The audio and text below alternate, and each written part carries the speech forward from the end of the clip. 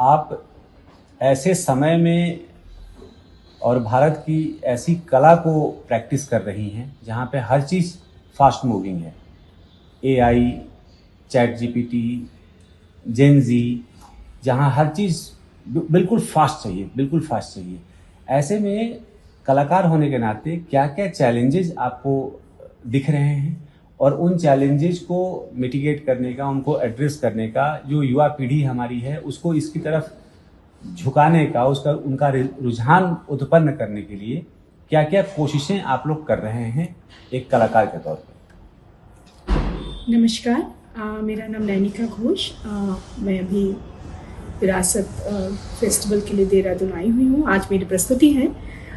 तो जो बचपन से मेरी कथक नृत्य का साधना रह चुकी है और इससे जो मेरा अनुभव रहा है इतनी सालों की कथक मतलब नृत्य के माध्यम से जो परिवेशन करती हुई प्रेजेंटेशन के लिए, तो आपने जो पूछा है वो बहुत ही मतलब एक समय के साथ संगतिपूर्ण क्वेश्चन है, प्रश्न है कि हम कैसे स्पेशली शास्त्रीय नृत्य और गायन के लिए हम कैसे इसको, ये समस्या तो ज़रूर है कि आज के ज़माना जो है, भारत की आज का जो परिस्थिति है, जेन जी एंड जो फ्यूचर जनरेशन जो आने वाली पीढ़ियाँ, तो उन लोग के लिए हम कैसे ये सदियों पुरानी संस्कृति जो हमारी है शास्त्रीय नृत्य की, तो ये कम से कम 3 से 4 हजार साल पुरानी इसकी इतिहास है और संगीत का भी, तो इसको कैसे हम रखें, क्योंकि वेद में भी इसका उल्लेख मिलता है। सामवेद पूरा ये संगीत के ऊपर इसका रचना है, तो और नृत्य का भी है। कथक का बात कर ले तो कथक का उल्लेख आपको रामायण में मिलेगा,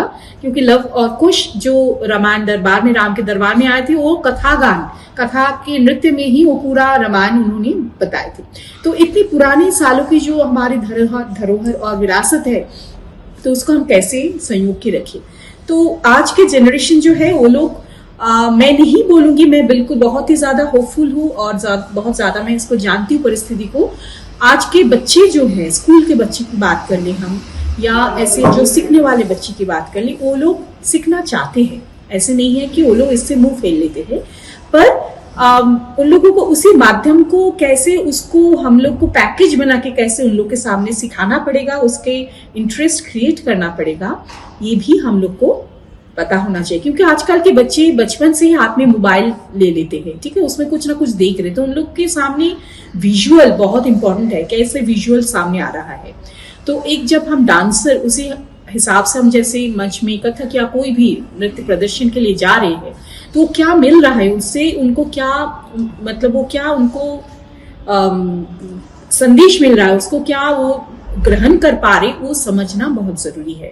तो हम लोग ऐसे उसी हिसाब से, टाइम भी बहुत इंपॉर्टेंट है। पहले जमाने में हम लोग 1 घंटा, 1.5 घंटा, 2 घंटा जमाने में वो लोग पूरा एक एकल नृत्य होता था, अभी उतना टाइम नहीं है, तो उसको हम 15 मिनट में, 20 मिनट, आधा घंटा में उसको हम समेट के उसको प्रस्तुत करेंगे। तो उसी चीज को एक घंटे की जो पूरा बंदिशे और पूरा प्रेजेंटेशन, उसको 15 मिनट में कैसे हम कैप्सूल बना के मैंने करें कि सभी चीजें उसमें रहे, तो वो हम लोग को सोचना पड़ेगा। और शास्त्रीय संगीत में भी जो भी संगीत कलाकार हैं, उन लोग का भी ये कहना है कि आजकल के ज़माने में बच्चे सारे बहुत उसको सुनने आ रहे, स्पेशली यंग जनरेशन जो कॉलेज गोइंग स्टूडेंट्स है। और आप देखेंगे अच्छे इंजीनियरिंग कॉलेजेस में, IITs में इतने अच्छे शास्त्रीय संगीत का जब होता है प्रोग्राम्स, और बच्चे कितने आग्रह से उनको सुनते हैं। कोई भी जो भी स्कूल में जो प्रोजेक्ट्स होते हैं, तो उसमें भी बच्चे सीखने आते हैं, वर्कशॉप्स में सीखने आ रहे हैं। और हम ऐसे कर सकते हैं कि कथक और भी कोई भी शास्त्रीय नृत्य का एक माध्यम होता है कहानी बोलना, कथक का स्पेशली इसका नाम ही है। तो कहानी सुना के उसका एक पुरानी, हमारे जो कहानी महाभारत, कोई भी एपिक स्टोरीज हम ले लेते हैं, तो उसके माध्यम से हम बच्चों को सिखा सकते कि ये है, और उसमें से कुछ हम कथक का फॉर्मेट डाल दें। और प्रथागत जो सीखना होता है, उसके लिए मैं बोलूंगी, इसमें जब बच्चे सीखने आ रहे, एक 6 साल, 7 साल या 10 साल के बच्चे, तो उसके साथ साथ उसके पेरेंट्स का, उसका बहुत ज़्यादा जिम्मेदारी होती है। मेरे अपने पेरेंट्स को जो सीखते हैं उन लोगों को भी बोलती हूँ कि अपने पेशेंस रखिए, क्योंकि आप पेशेंस नहीं रखेंगे, कोई भी बच्चा 6 महीने सीख के स्टेज में जाने के लायक नहीं हो पाते हैं, उस तरीके की लायक नहीं हो पाते। हाँ, दो दिन का वर्कशॉप में हम कुछ तो कर लेंगे, बट एक शास्त्रीय कला के नाते 6 महीने इनफ नहीं है। तो वो पेशेंस रखना ज़रूरी है कि कोई चीज़ जैसे जो सीखना पड़े, सब कुछ फास्ट फूड नहीं होता है कि हम शॉप में जाए कोई चीज़, तो दाल भात बनाने में टाइम लगता है, ठीक है, कोई भी चीज़ हम ले लें, घर में जो बनाते हैं पुरानी खाना, तो बनाने में टाइम लगता है, जबकि मैगी 2 मिनट में बन जाता है। तो सब चीज़ मैगी नहीं होता है, ये तो समझना चाहिए। और मुझे लगता है कि आज के ज़माने के बच्चे बहुत इंटेलिजेंट भी है और वो लोग समझते भी हैं ये बातें।